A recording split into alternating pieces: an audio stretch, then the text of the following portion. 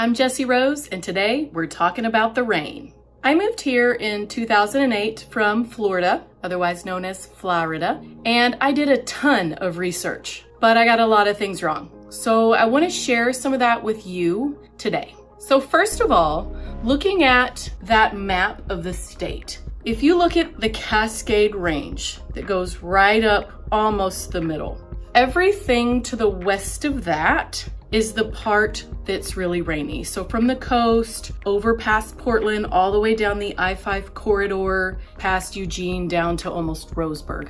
All that area is the rainy part. Southern Oregon and Eastern Oregon are not in the rainforest, that temperate rainforest that gets all that gray, rainy weather 9 months out of the year. The first place I lived in Oregon was Portland. I was right out of law school. I had my degree. I was not scared. A little bit of rain wasn't gonna bother me. It turned out it did bother me a little. So, number one mistake when researching this. Let's look at some charts that show average rainfall by month for both Portland compared with Miami.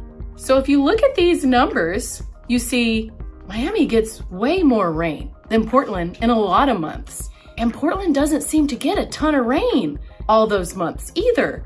So that really doesn't seem like that big of a deal, right? In Florida, it absolutely pours for about an hour each day. Outside of that hour, beautiful sunshine, wonderful weather. Portland has a drizzle. It's a light drizzle, and it's just gray skies from October to July.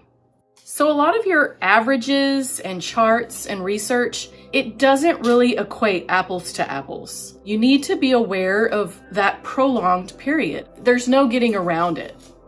Dry heat and dry cold also feel very different than humid heat and humid cold. So our summers are absolutely wonderful. They tend to start, like I said, about July in the Portland area and go through October. It's a later summer.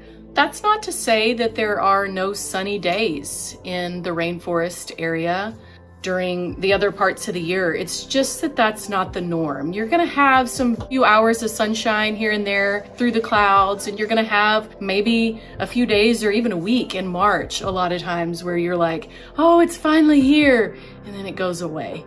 But you enjoy that, you know.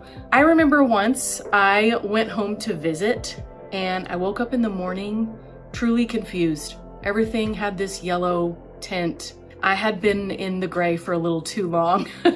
So you do have to understand that this is a different area and kind of plan accordingly. My suggestion is to plan some trips in March through June.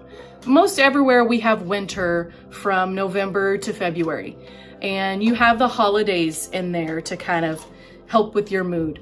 The problem for me came in March when I was looking on social media and everyone else was out in the sun and it was still the same in Portland. So I definitely suggest getting to a sunny area for vacation a few times if you can to kind of help you deal with that weather. One positive aspect is a lot of places in the winter, all the leaves fall off the trees. And like we've mentioned, a large portion of Oregon is a temperate rainforest. So it's absolutely lush and green.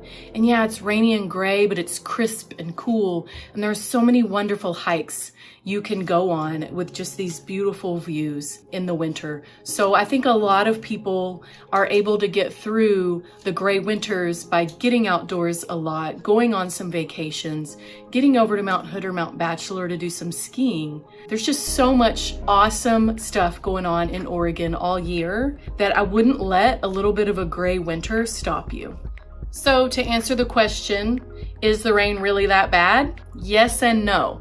I would not discount it. I would not say, we'll just see, or it's not gonna bother me. Most everybody doesn't love 9 months of gray. So I would have a solid plan in place. But again, like I said, I wouldn't let it stop you. If you love everything else about this area, Portland's a wonderful place to live. And Portland and the I-5 corridor are not the only places to live in Oregon either. I have lots of videos on my channel and more to come about all the awesome little towns in Oregon. There are various climates in the state of Oregon, and there's tons of opportunities to get out from under those gray clouds if you do decide to move to the rainforest. I'm Jessy Rose. I'm an attorney and a licensed Oregon realtor. Buying or selling real estate is a legal transaction, so legal skills are beneficial. I'll be doing videos that explore all the areas of Oregon, so hit the subscribe button now and let's go look at some properties.